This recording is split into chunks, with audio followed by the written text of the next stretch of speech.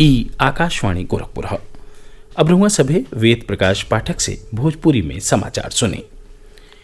मुख्यमंत्री योगी आदित्यनाथ कहले हमें कि अच्छा कार्य योजना बना के लागू कैले से कोविड-19 के प्रसार के रोकल जा सकेला।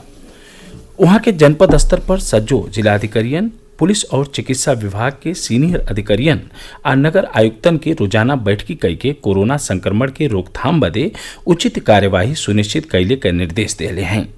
मुख्यमंत्री घरे घरे जाके सर्वे कैले, कोविड मरीज के संपर्क में आई लोगन के पता लगौले, बेहतर निगरानी तंत्र और ढेर संख्या में रैपिड एंटीजन टेस्ट के महत्वपूर्ण बतावत कहने की एक जरिए मृत्यु दर के प्रभावी ढंग से कम कैल जा सकेला। लखनऊ में अपने सरकारी आवास पर आज एगो उच्च स्तरीय बैठकी में अनलॉक व्यवस्था का समीक्षा करत मुख्यमंत्री कहने कि लोगिन के मास्क के उपयोगिता के बारे में जागरूक कैल जाए। वहां के कहने कि लोगिन के बतावल जाए कि ढेरे जरूरी होखला पर ही उ लोग घर से बहरे निकलें और 2 गज के दूरी के नियम के अनुपालना करें। मुख्यमंत्री अस्पतालन का साफ सफाई और उन्हें विषाणु मुक्त रखे खातिर नियमित छिड़काव का निर्देश देने। अयोध्या में राम मंदिर निर्माण बदे भूमि पूजन 3 चाहे 5 अगस्त के कैल जाई। श्री राम जन्मभूमि तीर्थ क्षेत्र ट्रस्ट क काली अयोध्या में भइल बैठकी में ये फैसला लिहल गई। ट्रस्ट भूमि पूजन के मौका पर प्रधानमंत्री नरेंद्र मोदी के आमंत्रित कैले का निर्णय लेहले हो। मंदिर निर्माण के तिथि पर अंतिम फैसला प्रधानमंत्री कार्यालय ली।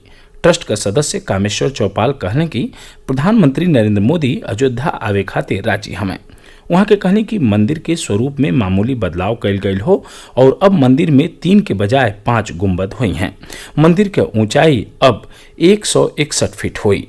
बैठकी के बाद पत्रकारन से बतियावत ट्रस्ट का महासचिव चंपत राय कहने की भव्य राम मंदिर के निर्माण में 3 से 3.5 साल तक का समय लग सकेला।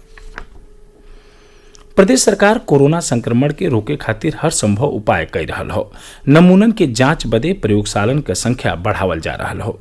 जांच क्षमता बढ़ के अब रोजाना 50,000 से बेसी हो गई हो। राज्य में अबले 14,26,000 नमूनन के जांच कैल जा चुकल हो। स्वास्थ्य विभाग के हिसाब से कोविड अस्पतालन में बिस्तरन के संख्या में बढ़ोतरी कैल जा रहा हो।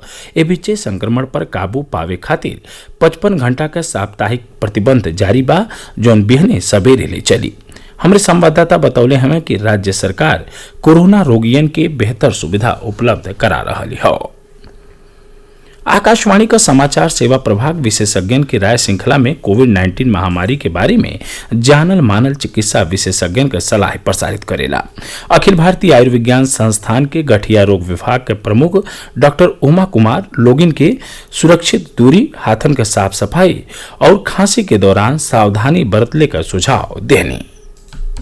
जो तरीके हैं जिनसे ये कंट्रोल में पाया जा सकता है वो है सोशल डिस्टेंसिंग, रेस्पिरेटरी हाइजीन और या फिर कॉफ एटिकेट्स बोल देते हैं, जिसमें खांसते और छींकते वक्त मुंह को कवर करना है, और हैंड हाइजीन, अपने हाथों को बहुत फ्रीक्वेंटली वॉश करना है साबुन पानी से या फिर हैंड सैनिटाइजर का इस्तेमाल करना है। पॉजिटिव रहें, अपने आप को एंगेज रखें। आकाशवाणी का समाचार सेवा प्रभाग आज अपने फोन इन कार्यक्रम में कोविड-19 पर खास परिचर्चा प्रसारित करी। ये कार्यक्रम रात 9:30 से FM गोल्ड ऑडियो मीटरन पर सुनल जा सकेला। सफदरजंग अस्पताल नई दिल्ली का चिकित्सा अधीक्षक डॉक्टर बलविंदर सिंह चर्चा में हिस्सा ली हैं। श्रोता स्टूडियो में हमने का टोल फ्री नंबर 1800-115767 पर फोन करके विशेषज्ञ से सवाल पूछ सकेला। श्रोता 011-233-14444 पर भी सवाल पूछ सकेलें।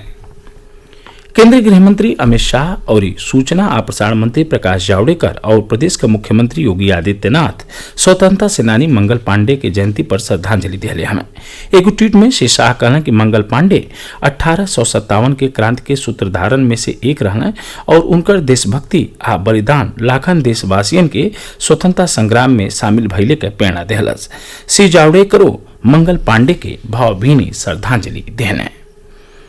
आगरा लखनऊ एक्सप्रेसवे पर कन्नौज जिला में बस और कार की टक्कर में 6 जने के मौत हो गई और 18 जने घायल हो गए। पुलिस सूत्र बतौले कि 5 जने के मौके पर मौत हो गई और एगो घाही मनई के मौत सैफई अस्पताल में इलाज के दौरान भई। बस बिहार से नई दिल्ली आवत रहे। मुख्यमंत्री योगी आदित्यनाथ दुर्घटना में मारल गई लोगिन के प्रति संवेदना जतावले हमें आ घाही लोगिन के समुचित इलाज खातिर आवश्यक निर्देश जारी कैले हमें। प्रदेश के पूर्वी अंचलन में आज उभिनहिए से रुक रुक के हो रहल हल्काहे से तेज बरखा के नाते लोगिन के उमस भरल गर्मी से राहत मिलल हो। गोरखपुर, अयोध्या, बस्ती और आसपास के इलाकन में भिनहिए से आसमान बादरन से घिरल बा, बूंदाबांदी हो रहल बा। मऊ, बलरामपुर और बलिया में कई जगहन पर ढेर तेज बरखा होगले से जलभराव के नाते लोगिन के मुश्किलन का सामना करे के पड़ रहल हो। मौसम विभाग अगला 2 दिन के दौरान पूर्वी उत्तर प्रदेश के करीब सज्जो जगह पर गरज चमक के साथे हल्काहे से तेज बरखा के अनुमान जतौले हो। एकरे साथ ही भोजपुरी समाचारन के बुलेटिन पूरा भइल। नमस्कार।